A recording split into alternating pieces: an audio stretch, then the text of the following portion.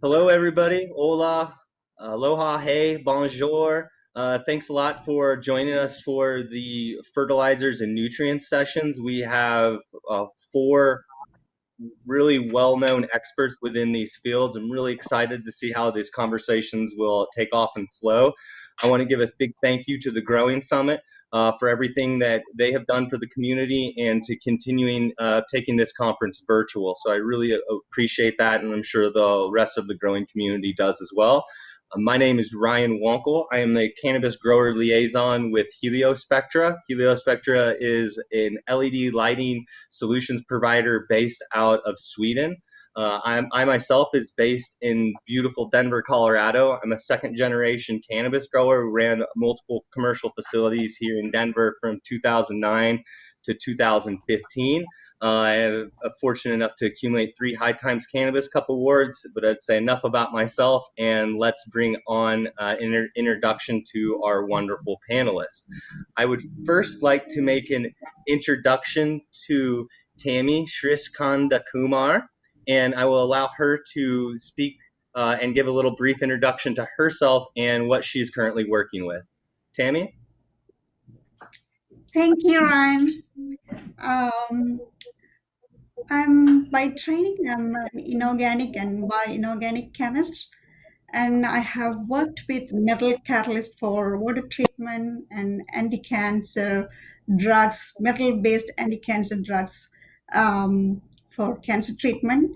And during my graduate studies, I looked at the biological mechanism of these metals with biomolecules. Currently, I'm working for Harvest Miracles Biolabs and then working with their emerging product for cannabis crop called Harvest Miracle. And then basically, we are looking at the microbiological mechanism of these formulation with cannabis crops as well as pesticides and pest on cannabis. Thank you. I'm excited to talk about more about the Harvest Miracle today. Thanks, Tammy. I'm really looking forward to your conversation. It's really interesting what you have to say, and that we all know I mean, obviously, fertilizers, nutrients, pesticides is such a huge part of the cannabis industry, and with all of the regulation and testing. So I look forward to what you have to say today. Next, I would like to introduce a very well respected. I look up to him very much. I'm very fortunate enough to consider him a good friend of mine and colleague as well. Dr. Av Singh. I would like to, and Av, I know that you like to keep it short and sweet. And the darker half, as we say, of Fleming and Singh. So, Av, if you want to just drop a couple lines just about yourself and maybe a little bit of what you're going to be speaking to today, that would be great. Sure, Ryan, and the admiration goes both ways. Very happy to be working very closely with Heliospectra. I'm here. I work as an agronomist with Green Star Plant Products. They are proud sponsors of the Growing Summit, as well as the proud manufacturers of GrowTech and Gaia Green Nutrients. So, it's interesting. I think my talk today is probably talking about how you can get a better bang for your buck around fertilizers and nutrients, which doesn't seem to make a lot of sense. As a fertilizer company, you'd think you'd want to sell more nutrients. I'm going to show how you could probably sell less nutrients. You're going to end up buying less nutrients, focusing on the power of microbes. So that's what I hope to chat about. Awesome. And I really look forward to that too, Av. Thank you so much. And last but certainly not least on the table, I would like to introduce 2 people who are definitely well known into the industry, and especially into the fertilizers and nutrients ball game. I'd like to introduce Sandra and REMO COLASANTI. And if you guys just want to give just a quick intro to yourselves, and we'll be doing a little bit different with you guys and having a little more conversation with you towards the end of the session, but a little introduction would be great. Thank you. I'll let you go first. Okay, well, I'm REMO, also Urban REMO. I have a YouTube channel. I've won 45 awards globally, including a Cannabis Cup. And first place at Cannabis. And I don't know, we've been kicking ass doing that.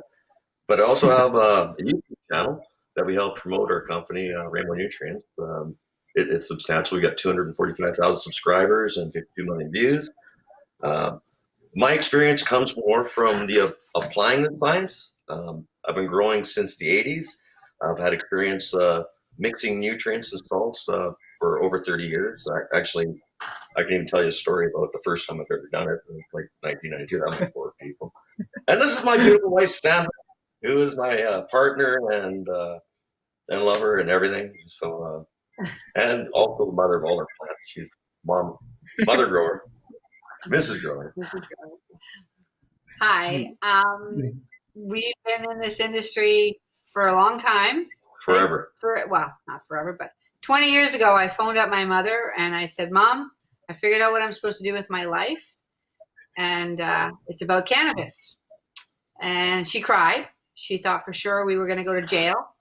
And I said, well, if I go to jail for doing the right thing, then I guess I go to jail. So we're not in jail. We're not in jail. But at the same time, sometimes it's that thing where by doing something, we did the right thing. We did the right thing. Yeah. Anyways, so we've been helping patients, whether it be helping them actually grow their own cannabis, helping them transplant when they were too sick to do it for a long time. And we helped them get licenses. We never charged for it. It was something that we believed in. We just knew that patients needed help. And we knew that by moving this forward, we would get this done. We knew there's still lots of work to get done.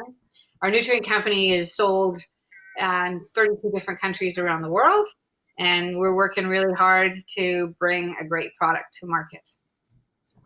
I'd like to say congratulations on the 32 different countries. I mean, I'm sure we're all familiar with the hoops, and I think we'll probably talk about some regulations and the hoops that you'll have to jump on later on in the conversation.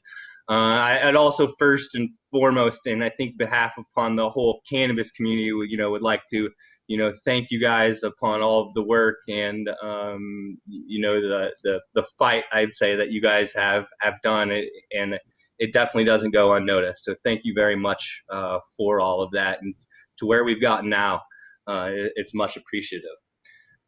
So without further ado, I would like to not really open up the floor, but I will want to bring in Tammy to the conversation and ask her a question. I know that she has some slides, and that will be available for you as if you're watching this. So Tammy, as a scientist working with Harvest Miracle, what have you discovered that was going to help growers that they might not be considering yet? I know that we spoke upon bioavailability and the importance of that. And I would just like to open up for you to talk a little bit about what you're working with at Harvest Miracle. Sure. Okay. I brought up my slides on my computer, so I think I can go through the slides while I'm talking now. That would be perfect. Yeah, thank you. Okay, great.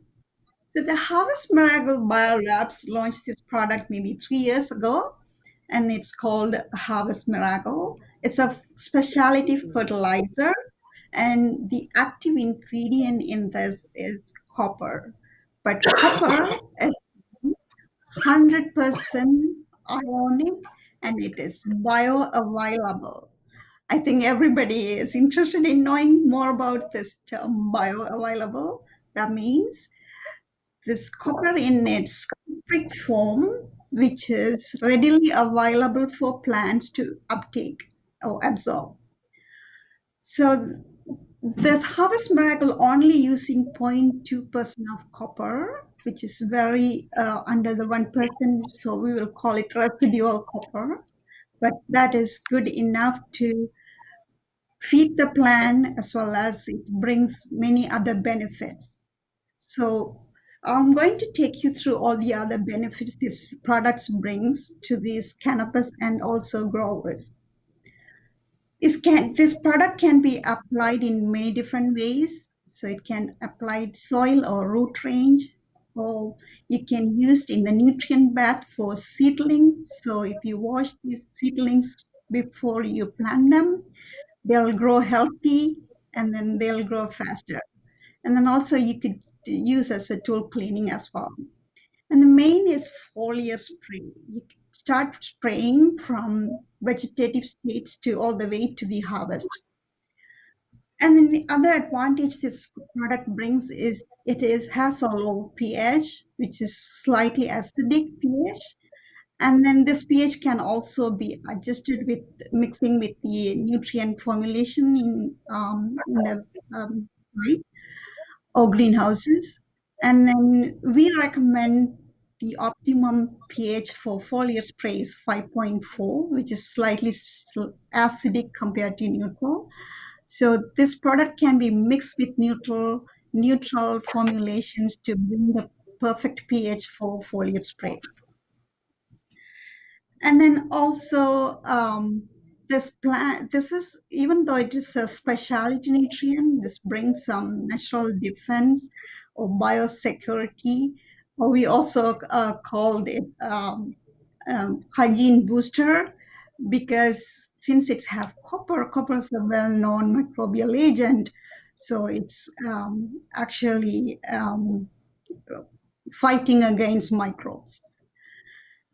Due to some reason, I can't call this as a pesticide for now, but we are classified as a specialty fertilizer. And then since it's aqueous-based formulation, it can be easily incorporated into any recipes, formulations, and SOPs. So our studies and also the growers we have been working with, they all mentioned to us, by using this product, they're bringing healthier, bigger plant, higher yield, and higher grade product. That means this product has less microbes or no microbes in the final product. So these results are anecdotal and repeatable. And then we've been doing more studies on this for regulatory needs. And then the next question that you asked me is, what growers are not considering. I would say that what they have been not considering is the dose response curve for these micronutrients. It is especially the copper. There is a dose difference. When you use a little amount, you will be in the deficiency zone. And when you increase your dose, you will come to the adequate zone. And then even when you increase further, then only you will go to the toxic zone. So we don't want to be in the deficiency zone or toxic zone. We want to be in the adequate zone to have a healthier plant. If we stay in the adequate zone, then this product can be even used with microbes-based products or other products as well. And if we also call it target rate or the perfect application rate, or this curve also can be called like a rate determination curve. This rate determination curve is actually very specific for the nutrient and especially specific for crops. So by using several studies, we have established a rate determination for cannabis. So our label says the exact rate what has to be used from vegetative state to the harvest state. And then if we stick into this rate, then we'll get all the beneficial response for this plant. And then if you extend that, you will see the harmful response on the plant right away.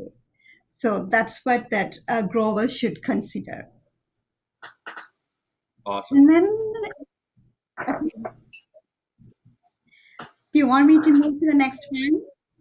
Yeah, that would be great for sure. I know we had a couple other questions of things of, differences of, fertilizers versus pesticides versus nutrients. But yeah, feel free to move on to the next as well. Okay, perfect. So in Canada, we have specialty fertilizer and micronutrients because it's only registered with the Canadian regulations that way. So as a Harvest Miracle now place it with fertilizer and micronutrient. But in USA, we are also a pesticide. We have Cannabis is not legalized federally, so we are not registered with EPA yet. But then all the legalized states, we are our product can be classified as pesticide. And then also this new terminology is emerging that is called biostimulant. What does means? What does mean is a product that can be a fertilizer as well as a micronutrient or fertilizer.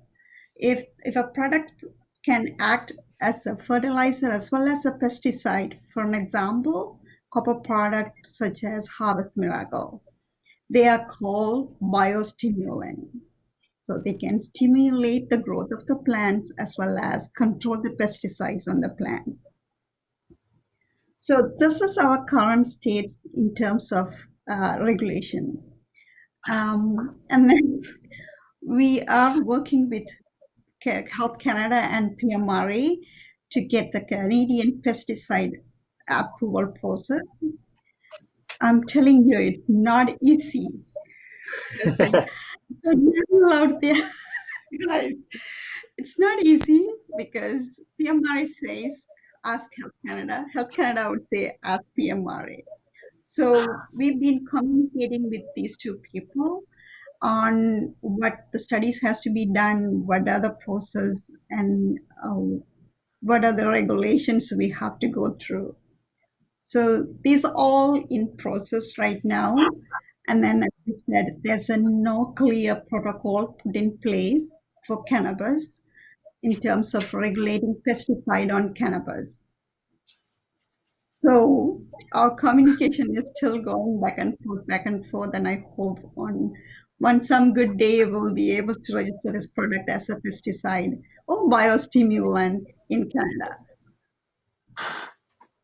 Yeah, and I'm So sure that will be a big relief for yourself. we're looking forward to that. I'm sure.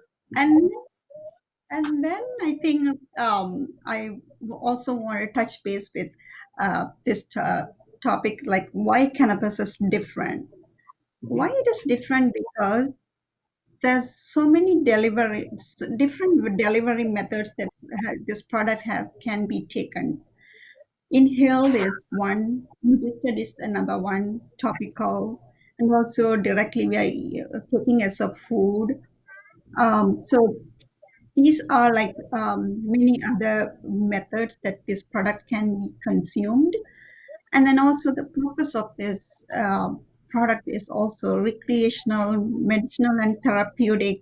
And then many more are emerging. I could see even like cosmetics, teething, the other applications are like emerging in the market. So then I think like Health Canada doesn't have a protocol or regulation put in place which can accommodate all these different exposure methods, and then limits set for each or something like that they have to do, which is not really well studied for now. I hope in the future they'll invest more time on this one, and then they'll bring up some different regulations, especially for cannabis. So that's my message, and that my request too. Awesome. Thank you so much, Tammy, for all that insight. And I think you bring up, it's such a good point of understanding that, all of the different consumption methods and just how your nutrients and fertilizers all play a role within that for the end consumer. And then also the interaction that you have to have and deal with the all of the regulatory bodies that you kind of have to work with. And it's definitely an interesting balance, I think, that that yourselves as, nutrient fertilizers and, pesticide companies that have a very unique and dynamic role that you have to play within the community, that you are creating a product that is very focused for the crop. You are trying to win that kind of trust that for the grower, that obviously us as growers, that the plant's always going to be our first focus and foremost. But then, what type of regulations that you're going to have to deal with. And we're going to talk, I think, some of that with, Remo and Sandra about, vendor validations and where ingredients come from, because I think it's really important that we understand that. And I think as the industry grows, we're seeing a lot of the sourcing is becoming an issue, and some nutrient companies I found that they're watering down products, and very unfortunate situation for growers. So thank you so much, Tammy, for that insight. I would like to transition, when we talked, about your product, Tammy, of being very little microbes, and if not zero microbes in the product, and transition to Av, who is going to be speaking all about microbes. And who probably knows more about microbes, the mastermind. I've learned more about, microbes and the interactions between the plant and the soil chemistry. And I think it's so important, and really the foundation for a healthy plant. So, Av, I will allow you to blow everybody's minds, please, and thank you. Thanks, Ryan. As a lot of soil folks, they'll tend to geek out, and people will get absolutely bored with the details. The real thing that I'm trying to say here is, I really want people to, regardless of what their growing media is, whether it's rock wool, a soilless mix, growing in ground in real soil, or a living soil in a container system, I really want people to start experimenting with some of these microbes. These are beneficial microbes. Tammy was really referring to a lot of the microbial populations that'll make your COAs fail. What we were trying to do is make sure that we can actually increase the immune system of that plant by using a lot of these microbes. And so what we're really trying to do is much, my wife's a breastfeeding specialist, and much like breast milk's kind of that first food for people. It's chock full of not only cannabinoids, it's 2-AG is one of the main ingredients of breast milk, but it's also chock full of a whole bunch of bacteria, and that's really getting to the gut of your baby. That's what we're trying to do with a lot of these microbes. We want to introduce them very early onto the plant, because they actually do regulate the immune system of the plant. They regulate a lot of the nutrient cycling of that plant.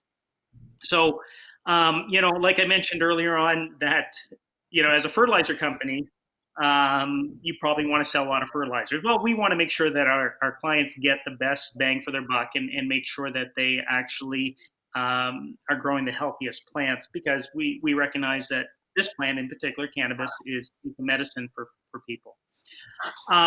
What I like to focus on is getting a better understanding of how plants actually eat. We often assume, now a lot of our nutrients that we provide with GrowTech are what we would consider soluble nutrients. Much like REMO's nutrients, they're very soluble nutrients, meaning that they can readily be taken up in an ionic form, in an inorganic form, taken right up into the plant. That's how a lot of plants will get most of their nutrients. But if you're growing outdoors, if you're growing in a living soil system, or growing with soluble nutrients, you can reduce the amount of nutrients you use by having a lot of these microbes. There's a kind of a novel process. It's called rhizophage. I'm not sure if a lot of people are familiar with that. It's rhizo meaning root, phage meaning eating, and essentially it's a process where plants have co-evolved with microbes, and they actually are farming microbes. Which, we understand that plants take through the miracle of photosynthesis, have those photosynthase, those sugars. Well, they will exude those sugars through their root system, and they will tweak them to attract particular microbes. Well, what actually happens in the rhizophage process is that bacteria like Pseudomonas or Bacillus, a whole Methylbacter, there's so many bacteria species out there, they will enter in through the root tip. And they enter into the root tip because the plant is giving them particular foods, almost like enticing them. You know, the first one's free. They entice them into the root tip, and then as soon as they come into the root tip, they will use a superoxidized dismutase to break the cell wall of that bacteria. So now the bacteria essentially doesn't have a cell wall. It will empty out its nutrients, so it'll empty out things like nitrate, nitrogen, and phosphates and so on, and those that the plant will then use. And then what it actually does, it'll take that bacteria that no longer has a cell wall, will essentially create root hairs. So, you know, if you've ever looked at plants that don't have root hairs, just have roots, they're probably plants that don't have a lot of microbes. If you don't have root hairs, you don't have microbes. If you have microbes, you're going to have root hairs. What these microbes do is that they create these root hairs. They essentially help the plant produce things like cytokinins, auxins, gibberellins, these plant hormones, and actually produce root hairs. And then they get exudated out. So they essentially come in through the root tip, deliver all their nutrients, and then shoot themselves out of root hairs. And this is a cycle that these microbes will do time and time again. So it is sort of like a farming system, right? It's essentially these bacteria will enter into the root, dump their nutrients, and then come back out. And as soon as they come back out, the plant is then giving them all the nutrients they need to rebuild their cell wall. So then they go out there, they grab all the nutrients, build the cell wall, eat some more other bacteria, other fungi, so on and so forth, and then come right back in through the root tip. So it's really important that you always have good root health. You really want to be making sure that you're providing a lot of calcium to your roots. You know, there's a lot of good biostimulants, as Tammy mentioned, that really promote good root health. And so you really want to kind of encourage of that as well. I wanted to talk a little bit about mycorrhizae. Many people are going to be familiar with mycorrhizal fungi and mycorrhizal inoculants. That is another example of a microbe that you really want to get introduced to your plant as early as possible. A lot of people will associate mycorrhizae as something cycle phosphorus, right? That's why a lot of people say, yeah, let's use a mycorrhizal inoculant and then use this. Well, that's one way of looking at mycorrhizal inoculants, but they do so much more.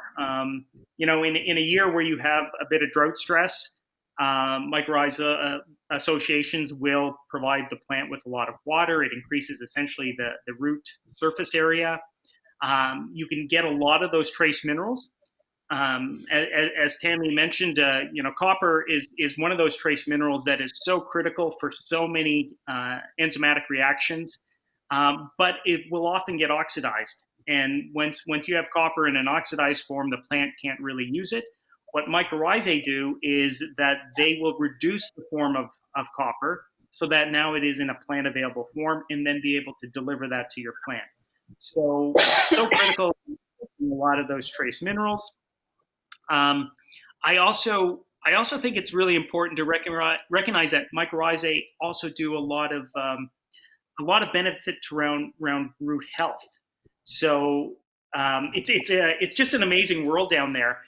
One of the things that you'll see that mycorrhizae will do is that because they have formed this symbiotic relationship with the plant root, they of course want the host to do really well and survive very nicely.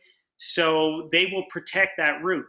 And so if you have a pathogenic fungi that's coming in, or a pathogenic bacteria that's trying to attack the root, mycorrhizae either will try to defend that root system or recruit other beneficial microbes that'll fight off any of those pathogens. So mycorrhizal, fungi will make associations with things like trichoderma, with bacillus species, with other Pseudomonas species that'll come and attack the pathogenic bacteria. So it's almost like a root protectant as well. So once again, I really do encourage an early association with mycorrhizal nutrients or mycorrhizal inoculants. And a shameless plug here for GrowTech. They actually have a product called Synergy. And what really intrigues me about Synergy is the fact that it was isolated from the salt flats in Spain or Portugal. It's a species called Glomalus aranica.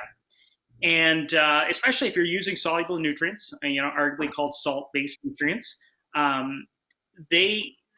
this is at least a species that does well in high salt environments. And so it'll be very interesting to see that if you're using sort of a no-till system in which you're oftentimes living soils will have an incredibly high EC, or if you're using soluble nutrients, you'll get that high EC, and a lot of mycorrhizal species will not do overly well in that environment. Glomalus aranica does much better. So that is one thing you're trying to look for. You want to endomycorrhizae. You'll often see things like Glomalus mosaica, and I'm probably bastardizing the Latin names here. Rhizophagus introdices, Rhizophagus irregularis, Glomalus irregularis. They all have similar names or are misnamed. But those are the type of species you want in your mycorrhizal inoculants.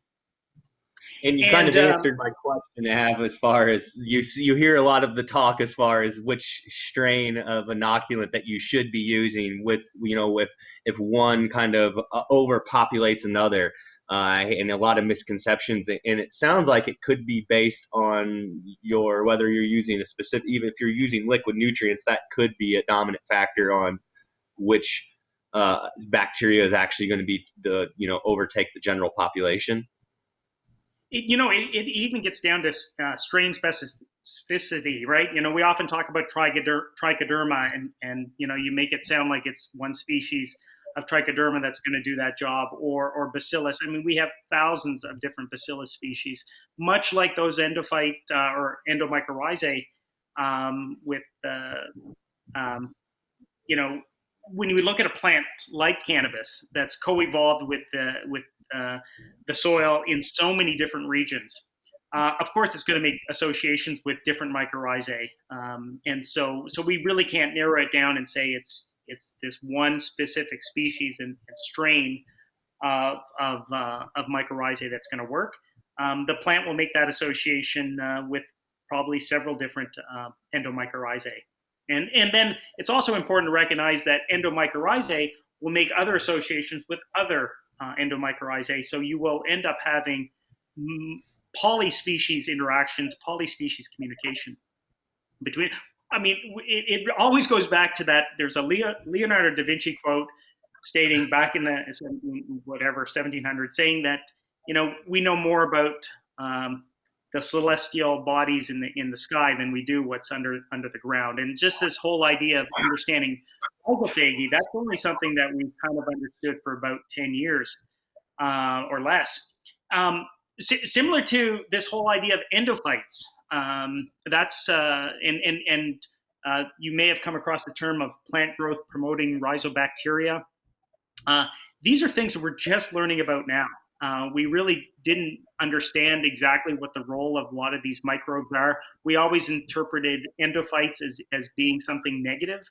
Endophytes are essentially bacteria that are almost handpicked by the roots of plants to come into the plant root system. So they don't necessarily enter into the cell walls of plants, but they enter into that sort of a periplasm, and they have many different functions in there. They have functions like some of them actually do enter into the cell wall, and they will be moved into higher up into the leaf surface and things like that.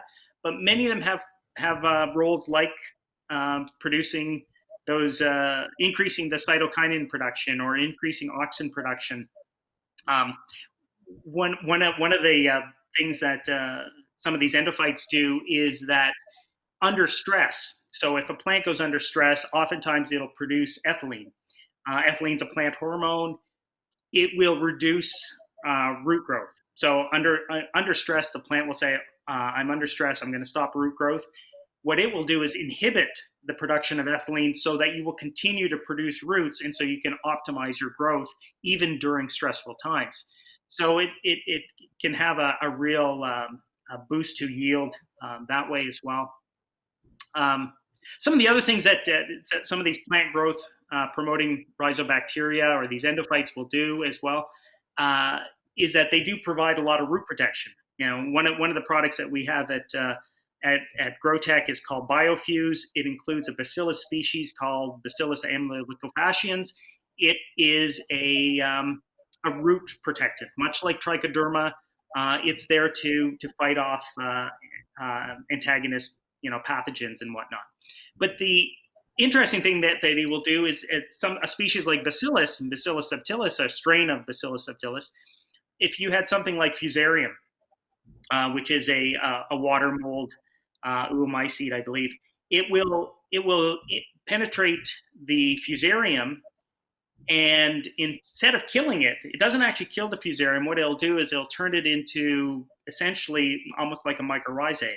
It turns off the pathogenic part of the Fusarium, and then the Fusarium is essentially still getting some sugars from the plant, but is not going to try to kill the plant. So they work. Many of these species will work as really great root protectants. Oftentimes, and one of the reasons why we like a lot of these microbes, we have to remember that the language that microbes use are terpenes, right? So we talk about terpenes being the aroma and flavor of cannabis, but that's actually the language that microbes use to communicate with not only the plant but also with other bacteria, archaea, fungi, and so on.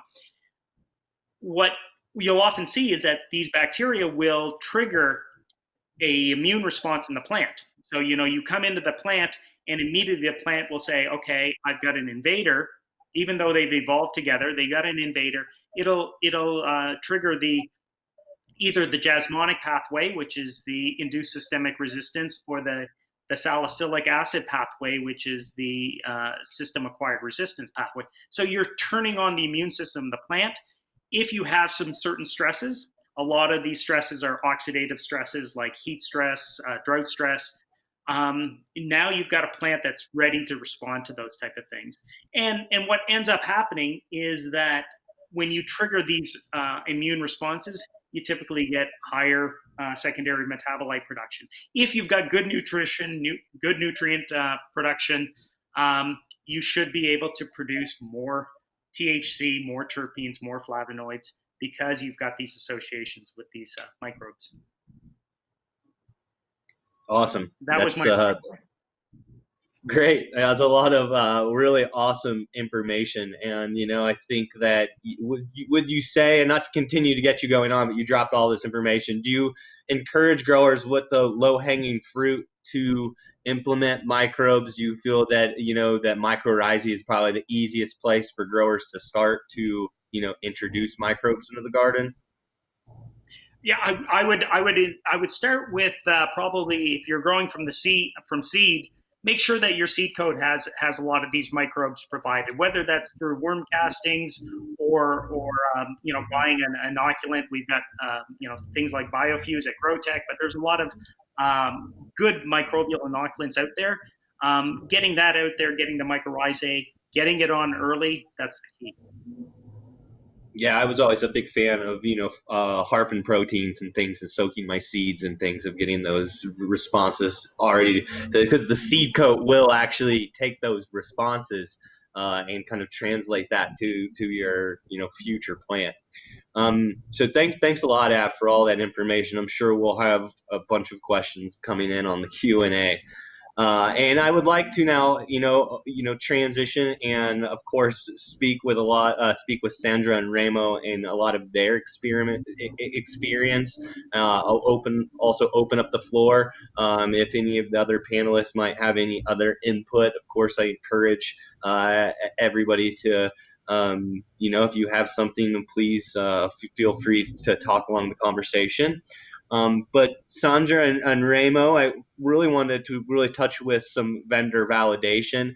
Ab did touch on a lot of things that, we had conversations about, compatibility, of course, with beneficial bacteria within the crop, and I think we'll get to that. But can you touch just a little bit about vendor validation? Why is it important to know your products, where the ingredients come from? Why is that important for a cultivator, like myself and like some of the growers that are tuning into the session?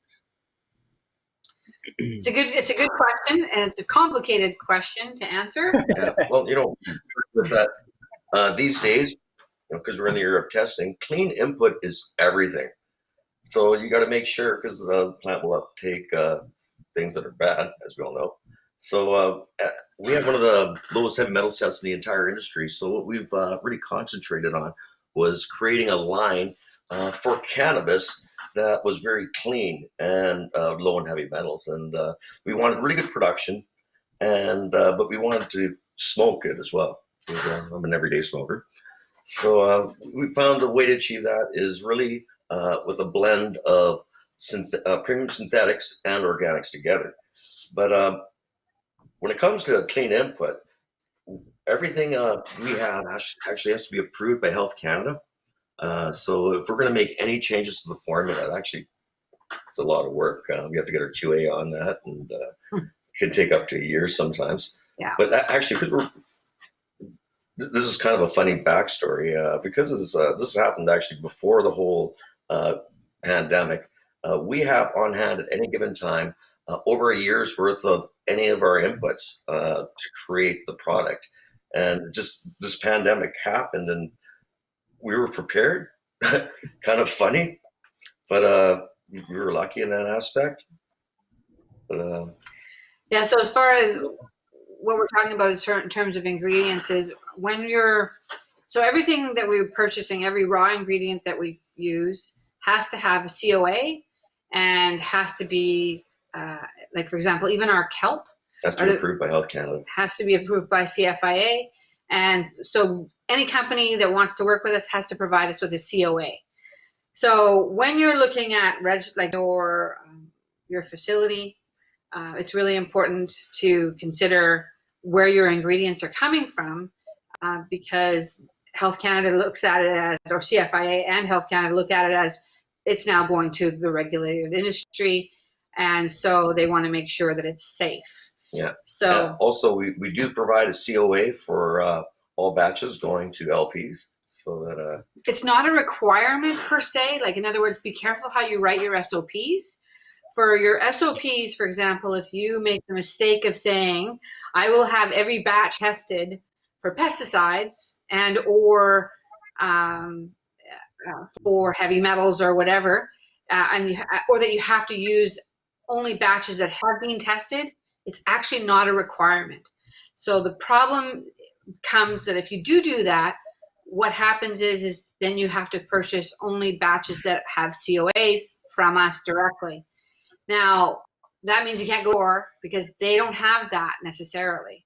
So you're better off when you write your SOPs, just basically say along the lines of, like, basically another rule, give them as little information as required. If it doesn't require you to put there that you need to have a certified batch, don't put that. We've had it actually happen with some of the LPs where they wanted us to pay for batch testing of every batch testing for pesticides. Well, we don't use pesticides, and so we don't even have pesticides don't even enter our building for any reason. So we can give them a letter that says certifying that we don't do that, but at the same time, we're not going to pay for the cost of testing that batch for pesticides, and we don't use it. We do test for pesticides numbers of times per year. That is a requirement by CFIA. Yeah. And same with, we batch test 6 times a year on everything so that they can know. They've actually come in and come into our office and took product off the shelf and actually took it back and tested. They've gone into stores to make sure that it matches.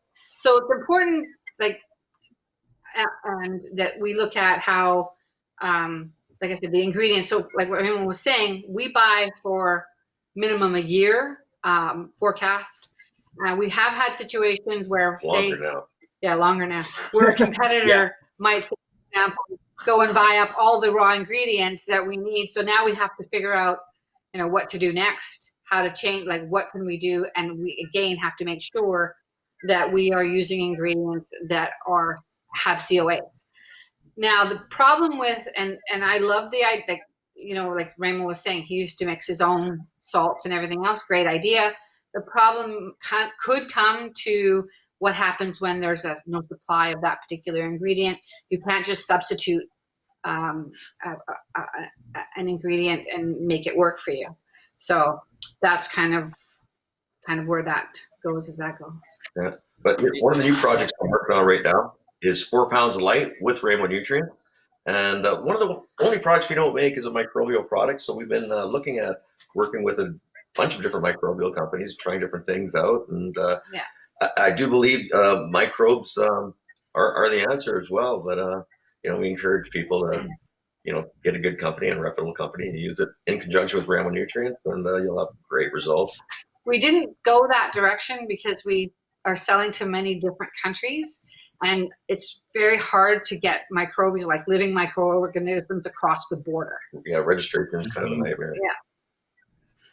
Yeah, I mean, you know, you very valid points, and I think that the whole having a stock supply and, like, you know, not a valid vendor, having a validating your vendor, but understanding, you know, where they're sourcing, what is that supply, because with the whole pandemic, which none of us could have predicted, can potentially, I know that there's supply issues all over within the industry, and if you're trying to, you know, adapt or, you know, kind of modify your SOPs, it can be a real big nightmare for any grower. Yeah. Right. Our goal is to basically make it, you know, like, well, we're going to work to make a great quality nutrient that is bioavailable, that works with, and like either standalone or works with good microbes. And at the same time, then the company, they can focus on growing great cannabis.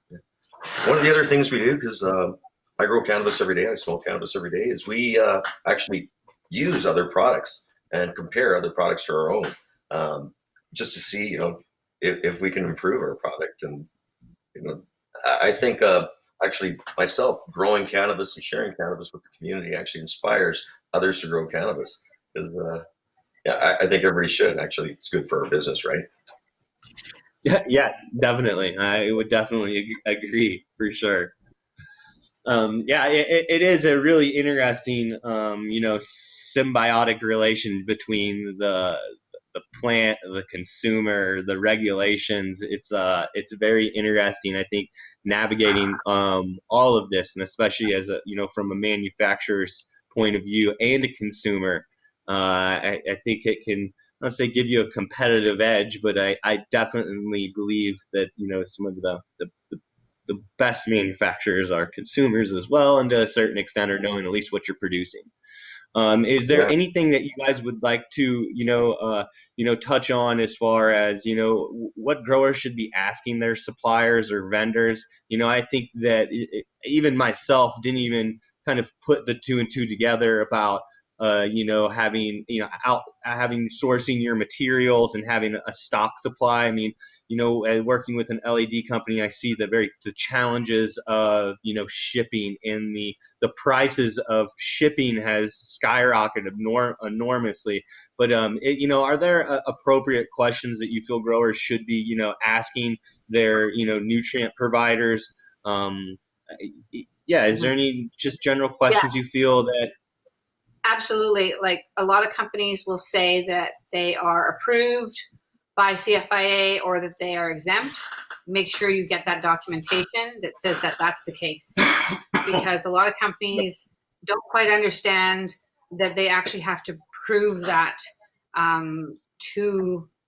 for like when the Health Canada inspection comes through and they say, okay, what nutrients, and you have put on your SOP what batches, I want your batches to match with your product. That's why I'm saying don't put that it has to do that. But at the same time, knowing where what your supplier is and what they're doing makes a big difference, and will make your life easier with the Health Canada inspectors. I agree. Oh, go ahead. Yeah. Also, bigger sizes, less trips to the hydroponic store. Right. Definitely. And I like your beginning comment. I think that it should be a huge takeaway for some of the growers of the less is more. When it came to your SOPs, I think that that's um, a, a very valid statement that I think growers should consider, that, really do what's asked. Don't try to overachieve, because once you really start to do more than what you're asked, you're going to be required to do that. Now, whether things start to shift into that way, then that's the way things happen. And of course, what we always do, we will adapt and, continue to work with regulations and keeping compliant, and working with that. But, less is more. And I think that's a huge takeaway. Is there anything else that you guys, I think that we're getting pretty close, I think, to the end of the session here. I'm not 100% for sure how much time that we have out. Is there anything, Sandra or Remo, that you would, like to touch on before we, transition to the Q&A session? I think that as long as I sort of touched on the vendor validation question and making sure that that's something that you making, like we do that, like someone sends us an application, we make sure that they are legally, we're not going to be, how can I say this? We're making sure that they are who they say they are, and that we can support them in the best way that they can. Or that we can, and we provide them all the information and the documentation as well. But that's all I can answer right now.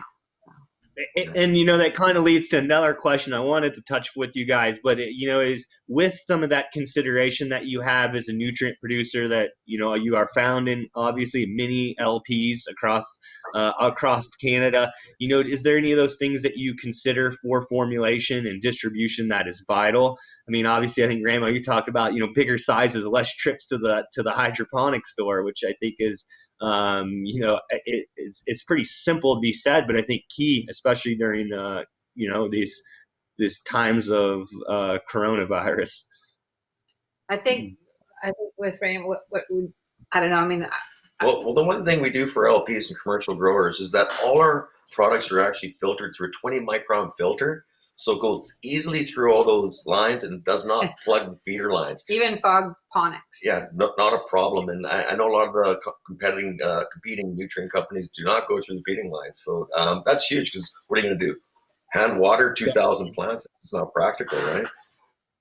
Yeah. Also, at the end of the day, for a nutrient company, for growing cannabis, it really comes down to the smoking experience and what the ash looks like. And can the camera see that? Nice, clean air there. So you can say I do quality control checks on our product probably every couple hours during the day to make sure that we got the best product on the face of the planet. Yeah, well, I look forward to maybe. I agree with that, in the sense that if you're going to use good product, like whether it be organic like Gaia Greens or whatever, and those products, we work really well and with those products as well. Same with say you're mixing amendments, like we recycle our cocoa for 10 years, and we were able to do that by being very careful to not kill off our beneficial bacteria. And so for us, it's really important to have lots of enzymes, microbes. Yeah. It has to be all working together. Yeah. And then like I've said, you can use less nutrients. And I know there's people who say if they use it as a standalone, they'll go 100% strength. If they're using it in combination with other amendments and other products, they'll go at 50% strength. So that's common sense, right? That's something that is great, that we can do that. And at the same time, what we did was we saw the industry had a lot of things. And so we wanted to make it so everything that could live together could live together. You know what we've seen in this industry, that I've seen a lot of other nutrient companies. I'm glad they're not here. They've been taking advantage of the consumer. No, they charge a lot of money and it's spread it out into all these different, you need 25 different things to make it work. And, you know, what we did is we just tried to consolidate it all and make it into less products. I think that the jig is up on that, right? Less is more. Yeah, I see that transition, I think, all across the world for sure. If you're an LP, you have to store 25 different things in your warehouse. And then how about the guy that has to program the fertigator? Here's a nightmare. You got 25 different things, and every week all the values change. It's pull your hair out, right? Simplify it. Remember, and then get better results at the end of the day. That's what we're all about. Yeah, exactly. Awesome. Well, I really appreciate it. I think we're coming up close to the end of the session, and I really want to thank each one of you panelists. Is there anything that we haven't covered that you guys would like to say before we say goodbye to our cultivation audience? Yes, I have comments for Yes, Tammy. Sandra and Remo. So copper is a well-known antimicrobial agent. That's true, but as I said, we have this dose response curve, which means it is there is a rate which kills the bad bacteria, or we call it anaerobic bacteria, versus aerobic. So the bacteria that in your products, they're all beneficial bacteria, comes in under category of good bacteria or aerobic bacteria, so which doesn't kill with the SOP we have that they have to treat the water with only 1 ppm or less than 1 ppm of copper, which only target the anaerobic bad bacteria and not going to kill the beneficial bacteria. I just want to make a point because we use copper as well. I mean, he may say that we have the lowest heavy metal testing in the industry, or one of the. Well, 17 elements that you need to grow cannabis well, and other things as well. But we have copper, of course, but it's because we put it there. Okay, good. And I also want to make another comment that copper is not classified as a heavy metal according to Health Canada. So it's not in the list of heavy metal of Health Canada list. So I just also want to make. Sure. It still shows up, and it's like, and then we've actually had LP say, "Why is that there?" And it's like, because it's supposed to be there. So. Okay, good. And I don't know, do we have time? I also have a quick question for Sandra and Remo. I believe we do have time. Yes. Okay. Okay. Thank you. Okay, I think it's related to COA. You mentioned that it's very expensive to test every batch. I agree with you too. And then yeah, pesticides is the most expensive test of them all. I mean, like testing all the pesticides and then heavy metals and the microbes according to the Health Canada regulations. I know testing each batch is expensive. I agree with that. And then I want to know, like, if we pooled the sample and then test and then give the COA, is it something that is considered in the industry? It hasn't been considered. I actually think it's a great idea, but unfortunately, CFIA is not. They don't have the budget to do that, and that's why the industry hasn't really been controlled or regulated as much as it should have been. So it's AFCO in the USA is much better funded, and a lot of CFIA stuff is actually following what AFCO does. I see. Okay. Yeah, I just wanted to know about that too. Thank you.